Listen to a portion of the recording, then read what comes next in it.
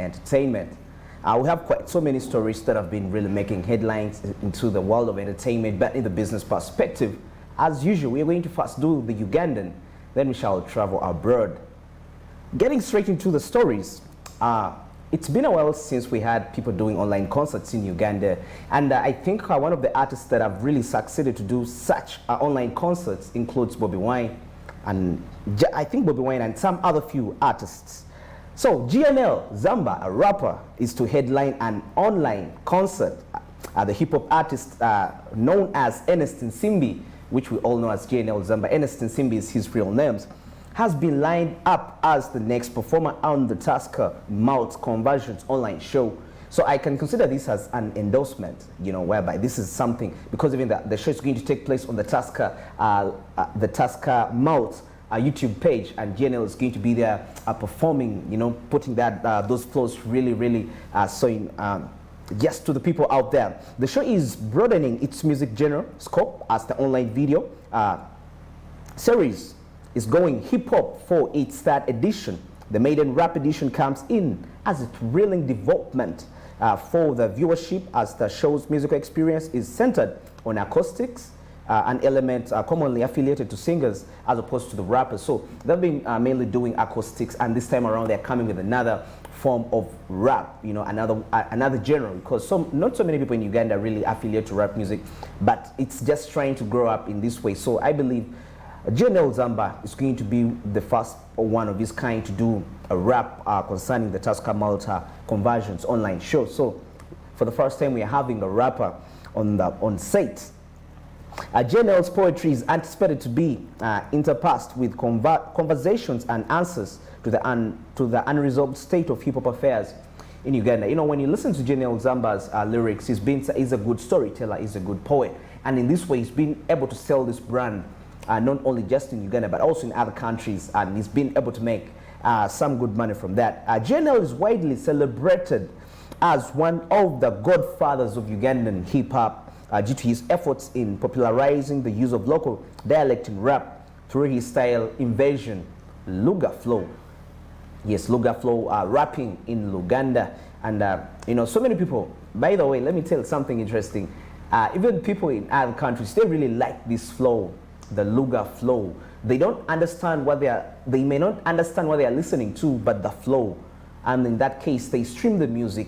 And when they stream the music, definitely the artist is making some good money. The rapper is further acclaimed for bringing rap music into the forefront of the mainstream music in Uganda, in Ugandan music, especially at the peak of his career. And actually, we remember is the band behind the Baboon Forest Entertainment. Yes, that record label and that movement, which had the likes of Big Trill, GNL Zamba, Munji, though. They kind of split, but not in the bad terms, in the good terms, and each one is pursuing their own independent deals. The show will happen on Sunday, that is December 5th, on Tusker Malt Lager's official YouTube channel. On whether he will do a few songs with Miriam Tamar from Nsobi, both the organizer and the artist are tight-lipped about it. Could it be a surprise of the night? Yes, and guess what? He's going to feature his wife on the show. I love these two people. They just remind me of Jay-Z and Beyonce. No, there is power in that, when more soul couples, when they come together and they do the same thing, they really make some good money.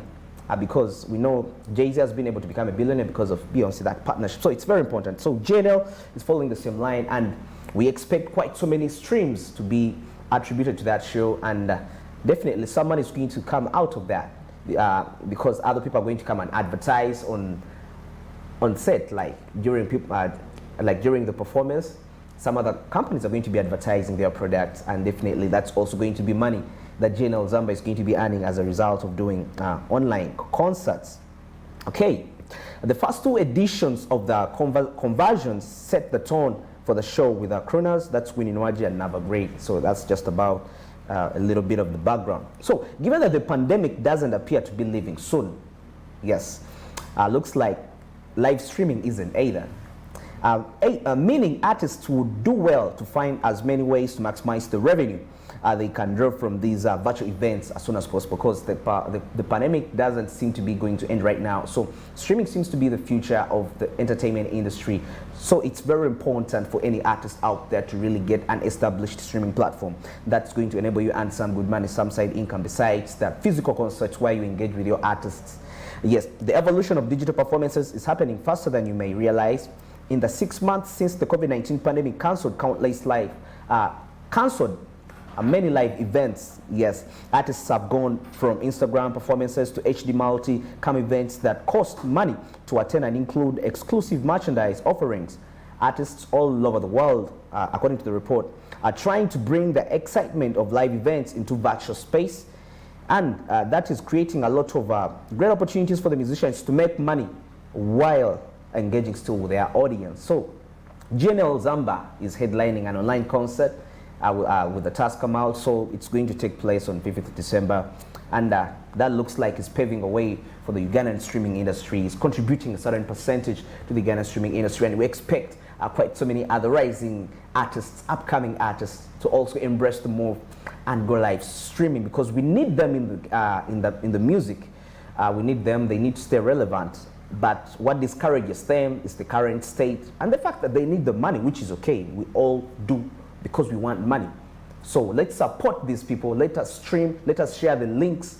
GNL is going to be doing this. So let's support let's have the heart for the Ugandan music, so that we make sure that these musicians are making money from their craft. Because when they make the money, it's going to enable them to produce more quality craft. Because that's what we want.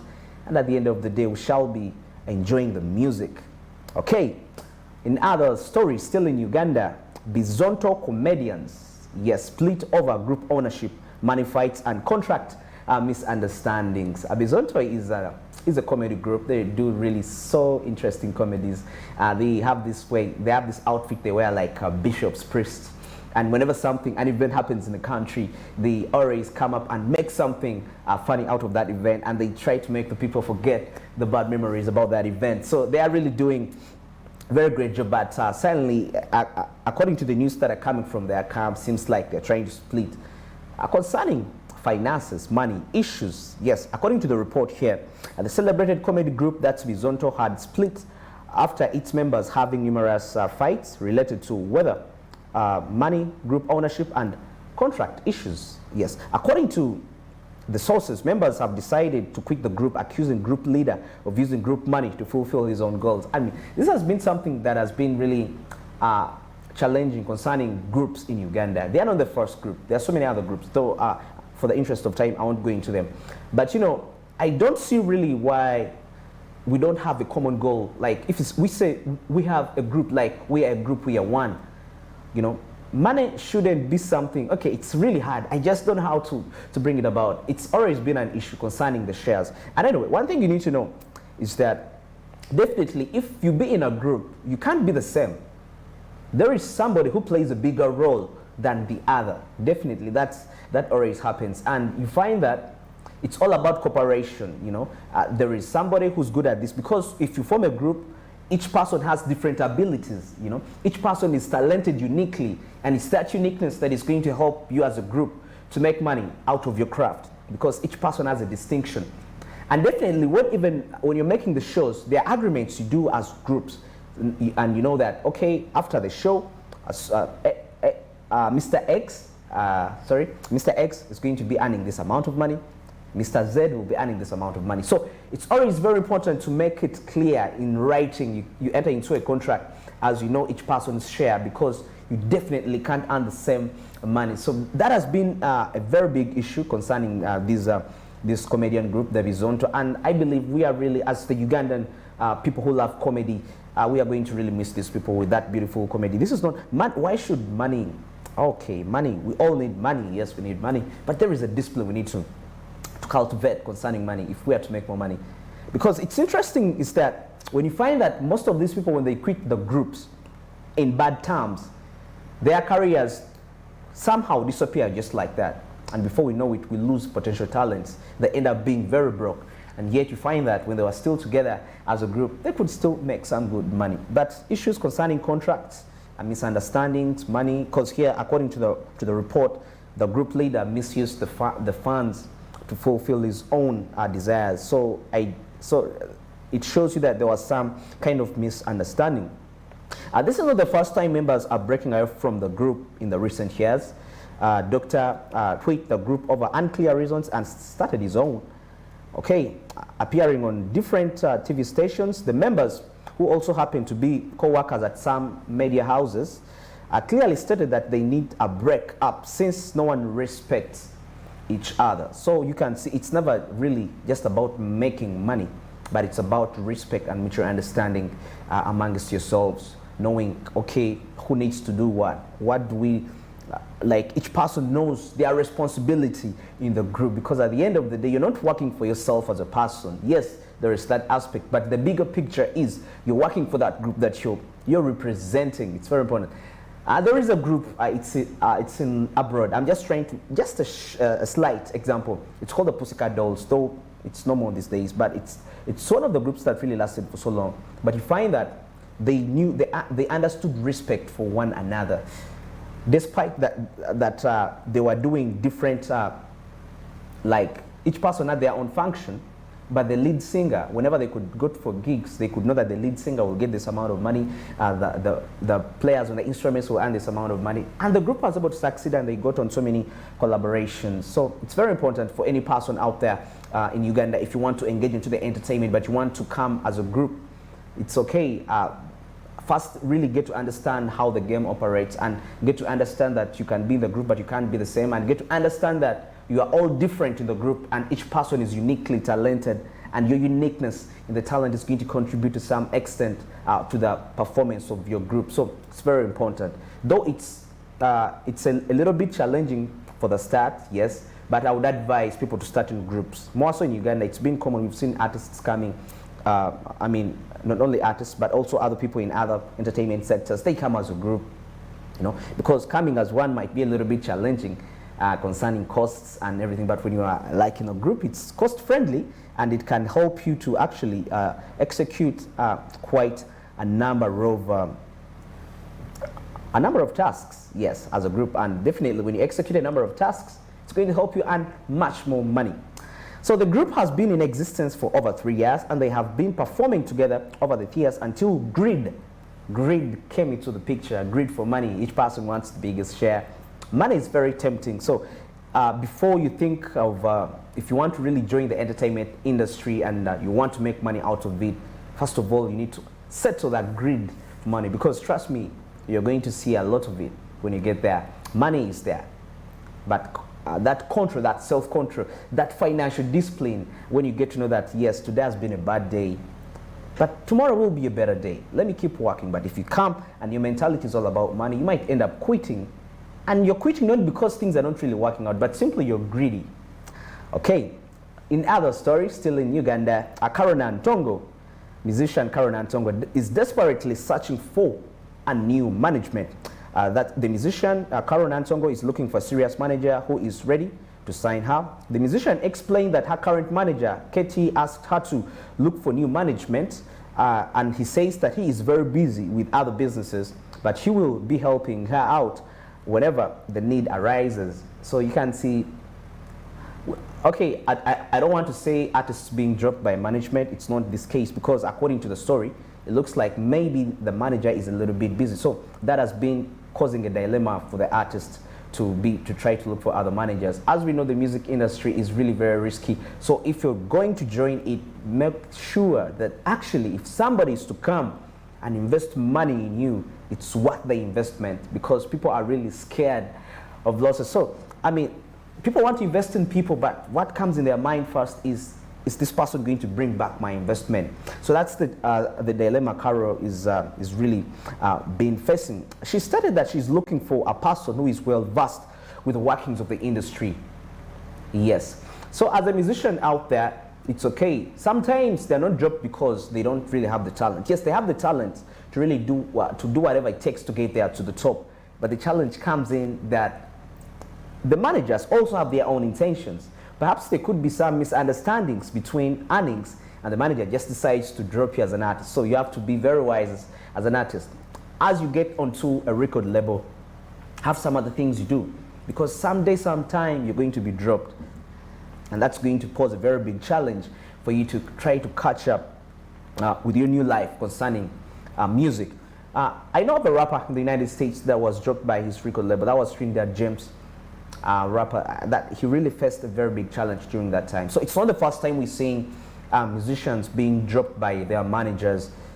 You know, it's something that is really, but it's something that is so like I want to say so tormenting and so frustrating on the side of the musician, because remember, you've been believing, you've been counting on this person at the end of the day. So it's very wise to have a side hustle as a musician out there. I can never stop emphasizing this. You can't even rely on a record label. A record label can be a little bit risky because things change. Things can change, you never know. They may not really drop you, but they can cut your pay. You know, it's more like if you're under a record label, actually, as an artist, you are under a job. It's like you're on job. They pay you for singing. Yes, you wake up, it's like you're an asset for them. They control you. So it's very important to have some other side hustles that you do. You could inform your management about them, it's okay. Though you have to be still wise as you're informing them. You never know. You need to first understand who your management is so that you can disclose to them your plans, because they can kill them before because they want to control you. So let that be a point to take home as a musician out there. All right, let's cross into the United States of America as we check out the stories that are making headlines in the world of business, but in the entertainment sector. Viacom CBS, yes, formerly known as Viacom CBS, sells CBS Studio City lot for $1.85 billion US. Viacom CBS, we knew it's been known as Viacom CBS, but now it's going to be Viacom. CBS has been sold off. The studio confirmed Hackman Capital Partners and Square Mile Capital Management have outbid others to acquire the Studio City campus. So when I took Hackman Capital Partners and Square Mile Capital, they are the people that have taken over the studio. They came and outbidded. There was a bid, and these people came and won. They offered the biggest price to own this studio. Yes, Viacom CBS has made it official. The CBS Studios campus has been sold to Hackman Capital Partners, Square Mile Management for $1.85 billion. The definitive agreement was unveiled on Tuesday after a formal sales process that attracted interest from a number of buyers after the property in increasingly competitive Los Angeles studio space came up for grabs. Talking about Viacom CBS, it's a company that deals in giving out premium content, like content which could be movies content, because we know that one of the subsidiaries of Viacom CBS is Paramount Pictures. Yes, and Paramount Pictures is among the top 5 leading movie distributors in Hollywood. So Viacom CBS. So I'm trying to think there must be really some good profits concerning these companies. They really make some good money. By the time somebody is willing to invest around 1.8 billion US, that's something really shows you the profitability of these studios. This sale is part of an ongoing optimization of Viacom CBS real estate and operations portfolio, and will allow the company to redeploy capital to strategic growth priorities, including streaming. Navin Chopra, executive, that's VP and CFO of Viacom CBS, said in a statement. So you can see what's really taking place. And CBS, Viacom is not the first company to think of distributing off their subsidiary. Earlier, we saw Lionsgate, though it's not yet official, was planning to sell off, to distribute off Starz. Yes, Starz is the TV that streams Lionsgate movies, and they were in a plan to sell it off, to consider it a spin-off, let me say it like that, so that they can make some more revenues, because they realized that the Starz is making much more money than the studio itself, so they decided to do that. So some of the reasons why that is done, you can find that the CBS is actually making much more money, so they decide to stream it off.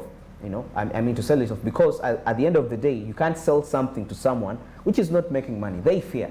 By the time people come out to bid that $1.8 billion US is quite a lot of money. You know, it's a lot of money. It's some people's net worth.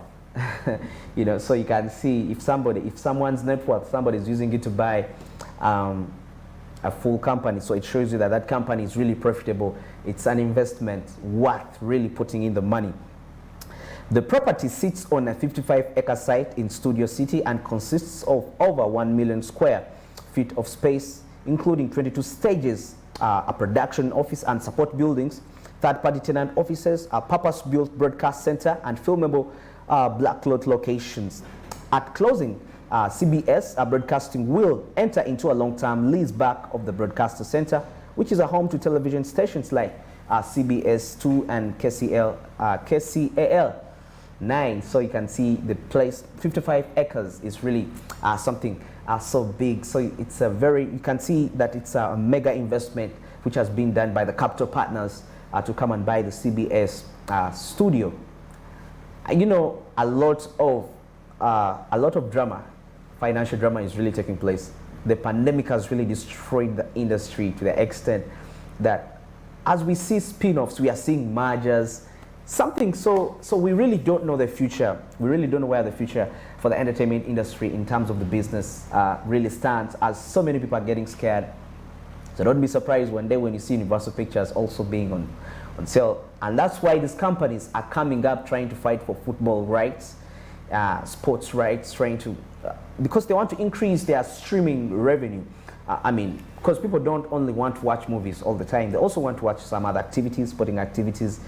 So that's why you're going to see them in the battle of trying to get deals concerning sports casting. So Viacom CBS will continue to occupy stages and produce content on the lot, as well as enter into short-term lease back of certain portions of the property in order to manage the transition of Viacom CBS. So employees and other locations were honored. So this is a statement to the employees, whereby one of the officials says, we are honored to have been selected as stewards of CBS Center, one of the most celebrated and successful studios in Los Angeles. Said that's Michael Harmack, founder and CEO of Hackman Capital Partners, in his own statement. So we know now it's the Hackman Partners CEO is now the current owner of CBS Studios. So it's no longer Viacom, and so you can see money. So the transaction is expected to close in 2021, pending closing conditions and regularity approvals. Real estate and partnering huge funds have been on a major studio buying spree of late, including Hackman Capital and Square Capital, acquiring Kaufa Astoria Studios, the New York City studio backlot, and the original home of Paramount Pictures. So you can see these the people that took over the CBS have been buying other studios, and we've seen a studio in New York, that's Kaufa, that's Astoria Studios in New York, which they purchased of recently. So they're coming to the game. They're coming to dominate the media industry, taking it like storm, despite the difficulties that the industry is facing lately. Viacom CBS had been shopping the Studio City lot with 18 sound stages as part of the studio's plan to offload non-core assets to focus on the streaming space. Wow. Earlier on August 16th, real estate firm Harbor Group International brought Black Rock Midtown Manhattan property known as CBS Building for $760 million with Viacom CBS taking out of the short-term lease other locations. So you can see a lot of things that are taking place in Hollywood. People are selling their property, their companies, in the fight for getting more money. Looks like the streaming seems to be not really bringing them some good money, so they are deciding to let the property go, to let off their property off. Okay, so that's it for the CBS. So in other stories, Rihanna, named national hero as Barbados becomes a republic and parts ways with the Queen. Yes, Rihanna has been named a national hero. And that's really something so remarkable for her to be a national hero. Why am I saying this? It's because there is no way she can be mentioned as a national hero, and definitely her account doesn't have something. You can't see the purpose of branding as an artist. Okay, according to the reports here, Barbados announced its plan to become a republic last year, but it will remain within the Commonwealth. Formerly known as the British Commonwealth, the Commonwealth of Nations is a loose association of former British colonies and current dependencies, along with some countries that have no historical ties to Britain. So leading national figures, including Prime Minister, that's Mia Mottley, swore allegiance to Barbados in front of the new president at the ceremony, which lasted for several hours. And That's the president, she later announced that pop star Rihanna would be named a national hero by President Mason. The artist and businesswoman, whose full name is Robin Rihanna Fenty, was previously named as an ambassador by her home country. That was in 2018. So you can see Rihanna being an ambassador of our home country, that's Barbados. She's named as a national hero. Well, so you can see how it really cuts across. So it is something that as a musician out there, you don't really have to be a musician. You could be an influencer into the entertainment field in any way you can. But it's very important to brand yourself to the extent that you can get ambassadorial roles, not only for a country, but it could be an organization, it could be a company, as we've seen quite so many artists doing that. In Africa, I remember Wizkid became an ambassador for Africa. Was it Peps? Yes, an ambassador for Peps. Then we saw Keiko doing some ambassadorial role for Mountain Dew. That was in Uganda. That was before she left. So you can see all those, it's what we call endorsements. And definitely there is the way you can have an endorsement and you don't make a good money out of it. Because music, as you know, it's a very risky business. Not only during the COVID times, even before the COVID period came in. Because still we saw artists that came to do the music. We saw entertainers that were into the entertainment field before the COVID, yes. But still they disappeared off the scene for some time. And some came back when things are not really as they were before. And they were trying to penetrate through the industry, but it was not that easy because the game had totally changed. So you can see it's very important if you have another side hustle, which is going to help you earn some good money. And it's also going to help you get contacts from other people to do ambassadorial roles. You could be an MC at a function. So you can see there are so many opportunities of branding as an artist. So for the interest of time, I'm going to stop here for now. And Sonko is going to be returning to take you through the sports business. I'm Barije Andrew at Barije Andrew, Twitter, Barije Andrew, Facebook. Keep it SMB.